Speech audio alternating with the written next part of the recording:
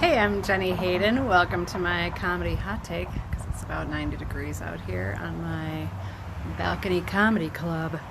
Anyway, we just had a lovely 3-day weekend, which I, again, managed to totally ruin by over planning and then not having enough time, even though it's basically only 8 hours extra.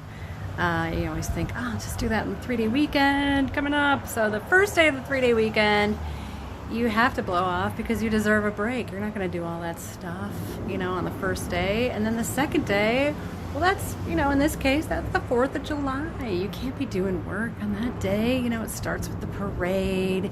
You go, you teach the kids to run in the street for old candy. You maybe watch somebody almost choke to death on a Jolly Rancher.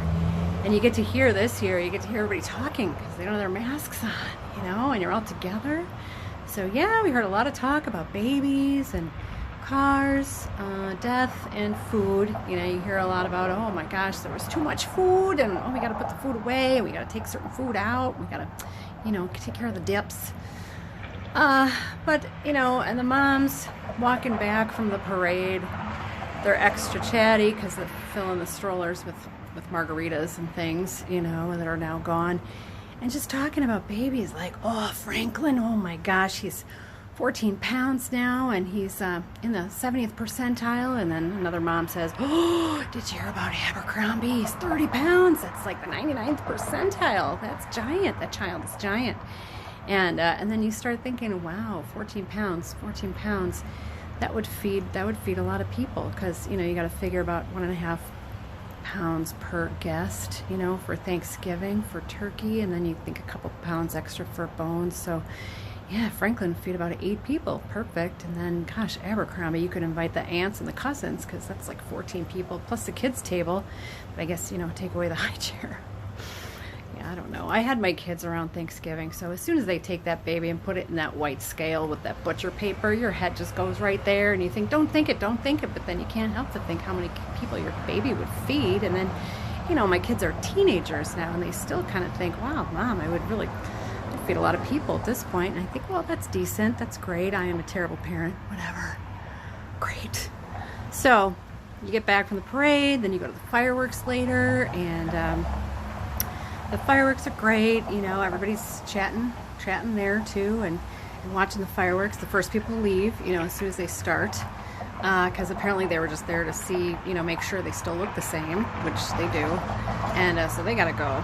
And then the chatter, people watching the fireworks, like, oh, that's my favorite, the one with the little tassels. And then someone says, how come so many green and purple ones this year, and then you hear someone say, oh, well, that's because Mardi Gras didn't have any fireworks, and you think to yourself, well, our 2-bit little operation here in Wisconsin is probably not, looking on the eBay for the downriver Mardi Gras fireworks. Plus, I think they had fireworks at Mardi Gras, even when, I don't know.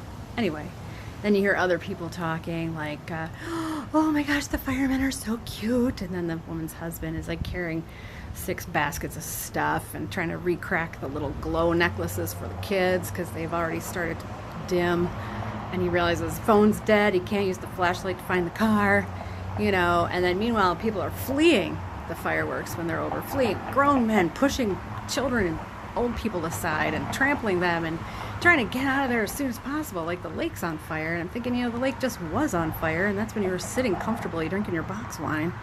Now you're in a big hurry. Where, what, to get to your car and sit there? I don't understand. So then, you get home, and you wake up the next morning, and that's day 3. You feel like crap, and you hate yourself, and you didn't do any of this stuff. 9,000 hours you got left. You gotta clean the house.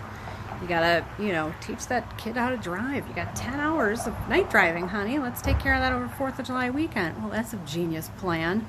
And then you got to weed the garden because it's become just a party for the dill and the arugula, just having a good tango with the weeds out there. And then the tomato plants are like, oh, you got to water me twice a day so I can give you a tomato in December. Thanks a lot, tomatoes. So, and then you just realize that you hate yourself. You didn't do your resume that you were going to do over the 3-day week because you didn't need that extra jab in the side. And you didn't record those work videos either because, oh, I'll just take care of that over the 3-day weekend. Well, nobody feels like doing that on the 3rd day. It's just not